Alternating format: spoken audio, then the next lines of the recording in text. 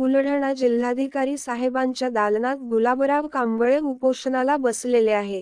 गुलाबराव कांबळे यांना रात्रीच्या वेळा बाजूच्या मंडपात झोपण्याची विनंती बुलढाणा शहर पोलीस स्टेशनचे पोलीस कर्मचारी यांनी केली होती. त्यामुळे गुलाबराव कांबळे बाजूच्या मंडपात जाऊन झोपले होते. रात्रीच्या वेळा मंडपात झोपल्यामुळे उपोषणाचे बॅनर त्याजागी सोडले होते. बाजूच्या मंडपात विचारपूस न करता, कोणत्याही प्रकारची चौकशी न करता, कोणत्याही पोलीस कर्मचारीला न विचारपूस करता, काही माध्यमांची दिशाभूल करून, तसेच बुलढाणा प्रशासनाची व सर्वसामान्यांची दिशाभूल विवेकानंद संस्थेच्या लोकांनी केलेले आहे. व काही माध्यमांचा गैरवापर करून या लोकांनी रात्रीच्या वेळा फोटो काढून गुलाबराव कांबळे यांची बदनामी केलेली आहे.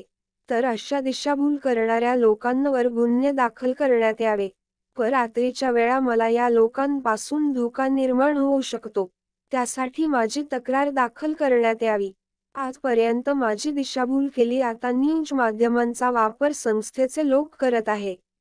आज शासनाची पण दिशाभूल संस्थेच्या लोकांनी केली असे शासनाच्या निदर्शनास आले आहे, असे गुलाबराव कांबळे म्हणाले. या लोकांनी रात्रीच्या वेळा सदर बॅनरचा फोटो काढून माझी समाजात बदनामी केलेली आहे. मी पोलीस कर्मचारी यांना हे सर्व घटना सांगितलेली आहे. त्यांनी माझी दखल घेतलेली आहे, असे गुलाबराव कांबळे यांनी सांगितले.